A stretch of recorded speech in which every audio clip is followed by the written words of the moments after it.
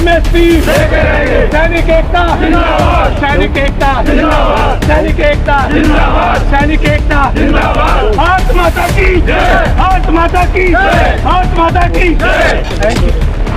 Sir कब तक चलता रहेगा ये? 128 दिन हो गए। जब तक नहीं मिलेगा तब तक चलता रहेगा।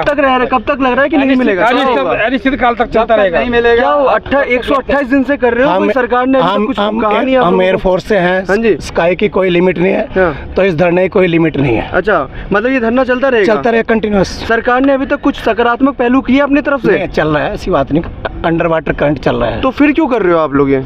क्यों ना करें जब तक ना हो तो। अच्छा, सांकेतिक हम तो जारी रहेगा। अच्छा, ये जारी रहेगा तक मांगेगी जितना परमिशन है गवर्नमेंट की। आपको इशारा कर रहे हैं, आप भी तो आ रहे हो डेली। हाँ। आ रहे हैं ना सांकेतिक। हम लोग तो आपका साथ ही दे रहे हैं, डेली आ रहे हैं। तो हम कंप्लेंट थोड़ी कर रहे हैं, हम यही चाह रहे हैं कि भाई ऐसे चलता रहे। कुछ बताओ इस चीज के लिए क्या है ये? आप एमएसपी का भी मांग अभी कर रहे हो? नहीं, ये कोई नई मांग नहीं है। नई मांग नहीं है, इसमें विसंगतियां हैं जो उसको दूर करने के लिए। राकेश टिकैत भी इसके लिए काफी मतलब नहीं, हम इंटरेस्टेड नहीं किसी पॉलिटिकल उसमें सिनेरियो में चलने के लिए। हम फौजी आदमी हैं, हमारी कोई पॉलिटिक्स चलेगी। अब सर अगर आप एक तरफ से कर रहे हो कि पॉलिटिक्स में आप इन्वॉल्व नहीं हो, लेकिन सब चीज तो पॉलिटिक्स से ही होता है। अब सरकार मतलब सरकार चुनेगी, आप किसी पॉलिटिकल पार्टी। मैं एक चीज बोल रहा हूँ आपको, आप कह रहे हो कि पॉलिटिकल पार्टी से हमने सपोर्ट ही नहीं किया, लेकिन यहाँ अपोजिशन सारे बोलते हैं कि हम तो भाई सपोर्ट कर रहे हैं आपका, हम तो किसान के साथ हैं, हम एमएसपी के साथ हैं, हम सरकार के साथ हैं। और एक तरफ आप कहते हो हमने तो आप मुझे लगता है दिल्ली आ रहे हो। देखो एमएसपी अलग है, हमारा अलग। नहीं, मैं हमारा मिलिट्री सर्विस पे है। टिकैत जी मांग रहे हैं मिनिमम सेल्स प्राइस, हम मांग रहे हैं मिलिट्री सर्विस पे। अच्छा, ठीक है, ये आप थोड़ा डिफरेंट कर लो। अच्छा, वो गलती से नाम एमएसपी आ रहा दोनों का अलाउंस मिलता वो है मिलिट्री सर्विस पे, उनका है एमएसपी मिनिमम सपोर्ट प्राइस की जो भी है फसल का ना मिनिमम। पहले क्या था जो कांग्रेस की सरकार थी, और अब कैसे चेंज हुआ है इस चीज में? एमएसपी जो आप कर रहे हो? नहीं, एमएसपी तो एमएसपी हमारे लिए जो डेफिनेशन है वो सेम एमएसपी है। आपका जो अलग उसमें जो विसंगतियां हुई हैं हम उसके लिए करेंगे। ऑफिसर्स का, नर्सिस का, हमारा जेसीओपी और पीबीआर का अलग है, तो उसको हम करें एट पार। वन पेंशन जो था, इसमें क्या सबको बराबर पेंशन नहीं मिल रहा है? नहीं मिल रहा, नहीं मिल रहा। जैसे कि आप उदाहरण दो मुझे, कैसे? मैं उदाहरण इसलिए दे देता हूँ, देना नहीं चाहिए अपना उदाहरण। तो कुछ ना कुछ किसी को 10 मिल रहा है, किसी को 20 मिला, कि मिला। मुझे इस आरोपी एरिया में मुझे 5 पैसे भी नहीं मिला। अच्छा, मेरी कोई कंप्लेंट नहीं है। मैं कहता हूँ सब भाइयों के लिए मिले। मैं थोड़ा ठीक हो सकता हूँ, मेरे बच्चे ठीक हो सकते, बाकी अभी जो नए नए जवान हवलदार आ जाते हैं उनका तो बिल्कुल भी नहीं है। कहाँ से पढ़ाएंगे, कहाँ लिखाएंगे, अपना मकान बनाएंगे, क्या करेंगे पेंशन में? तो एट पार जो 71 में रिटायर हुआ था, जो आज रिटायर हुआ है, उसका मतलब है कि पेंशन सबकी एट पार हो, सबकी एक बराबर हो। मिलिट्री सर्विसेज सभी ने फील्ड में काम किया है, तो उनकी सबकी पेमेंट एक होनी चाहिए। रिस्क सबका एक था, तो लाइक दैट हम उसके लिए लड़ रहे हैं। तो सरकार की तरफ से कुछ आया नहीं? अभी आपने कैसे ही बात की, जंतर मंतर पे आप कर रहे हो, पार्लियामेंट भी पास में ही है। जैसे इनपुट आपके होते हैं ऐसे इनपुट हमारे भी हैं। खलबली तो मची हुई है, खलबली मची है। हाँ। कब तक होगा लगता है, कब तक आपका धरना प्रदर्शन शांत होगा, और कब तक ये होगा? हम सेशन का इंतजार कर रहे हैं। चुनाव भी आ रहे हैं ना सर, हम इशारे आपको भी समझ रहे हैं, हम भी समझ रहे हैं। तो चल खलबली सब जगह मची हुई है। तो आप क्या सोच रहे हैं? बागपत से ऐसी थोड़ी पिकनिक बनाने आया है। अच्छा, बागपत से आए हो? बागपत से। अच्छा, बिरौली ब्लॉक बागपत से। अच्छा, केरला से, सभी देश के सभी अलग अलग। बस यही है कि जो ओआरपी और एमएसपी के अंदर जो जवानों की विसंगति है पेमेंट को लेकर के, वे दूर होनी चाहिए। सरकार तक जो है लेटर वगैरह रक्षा मंत्री, प्रधानमंत्री और रक्षा मंत्रालय में पूरा लेटर सर्कुलेट होकर के वहाँ पर तक उनको तो जानकारी जा चुकी है, और उसके ऊपर जो प्रोसेस चला, ऊपर से जो ऑर्डर मिलेगा उसके हिसाब से चलता रहेगा जब तक खत्म नहीं होगा। एक तरह से देखा जाए तो आपका वर्ग सरकार से खुश नहीं है, लगता है कि चुनाव पे इस पर असर पड़ जाएगा? ये चुनाव पर क्या, जब किसी राजनीतिक पार्टी से कोई मतलब चुनाव से क्या मतलब, वो तो जो ऊपर निर्णय लेगी पार्टी वो कमेटी। आप धरना कर रहे हो, जो कमेटी कर रहे हो, सिस्टम के विरोध जो कमेटी निर्णय लेगी वो कर रहे हो, उसके ऊपर कोई ना कोई तो पॉलिटिकली वो है ना इसमें। आप तो कर रहे हो ना, सरकार से ना खुशी हो ना, आप तभी तो धरने पे बैठे हो 128 दिन। हाँ, धरने बैठे, जो जवान की विसंगति है, जो पेमेंट को लेकर उसके ऊपर वो नहीं मिलेगा। तो नहीं लगता कि सरकार को इसका असर पड़ेगा चुनाव पे? बिल्कुल पड़ेगा। तो बोलिए। बिल्कुल पड़ेगा, बिल्कुल पड़ेगा सर, क्यों नहीं पड़ेगा? सरकार पे बिल्कुल पड़ेगा। एक तरफ आप कह रहे हो कि हम इससे दूर है पॉलिटिकली इससे, लेकिन कहीं ना कहीं तो सब चीज इस पे आके खत्म हो जाती है ना सर।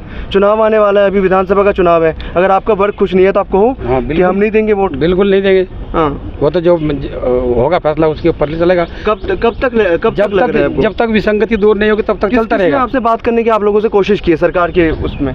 हमने अपनी बात तो सबको पहुंचा दी है। पीएम ऑफिस से जब कंफर्मेशन लेटर आया इट मींस पीएम ने देख लिया।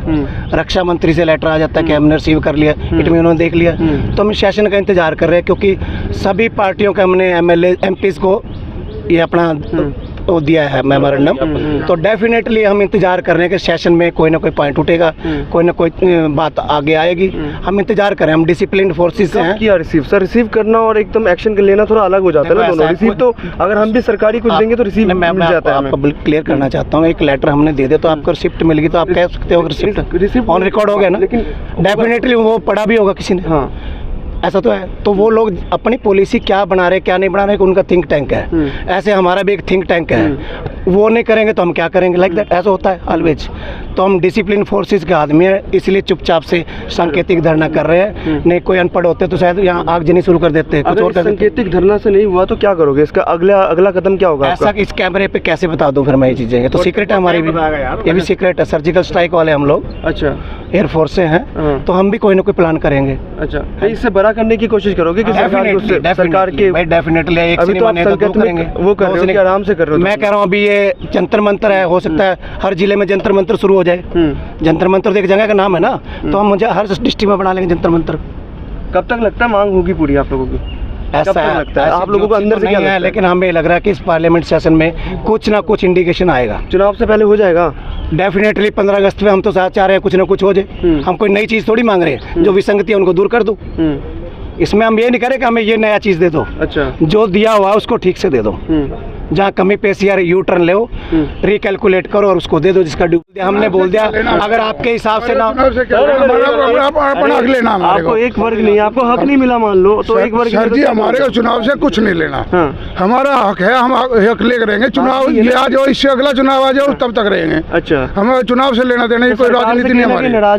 नाराजगी तो है ना? सरकार से कोई नाराजगी नहीं, हमारे अधिकारी है, हमारे अधिकारियों ने हमारे साथ धोखा किया है। अधिकारी से नाराजगी है? हमारे अधिकारियों ने हमारे साथ धोखा किया, गवर्नमेंट ने हमारे साथ कोई धोखा नहीं किया। गवर्नमेंट अनभिज्ञ है इससे, गवर्नमेंट इस बात से अनभिज्ञ है। हम गवर्नमेंट को जताना चाहते हैं कि हमारे साथ ऐसा हुआ। अच्छा, गवर्नमेंट से हमारी कोई नाराजगी नहीं, हमारे अफसरों ने हमारे साथ धोखा किया। अच्छा, हमें अपने अफसर से नाराजगी है। 20 फरवरी से हम धरने पे बैठे हैं, आज 128 दिन हो गए।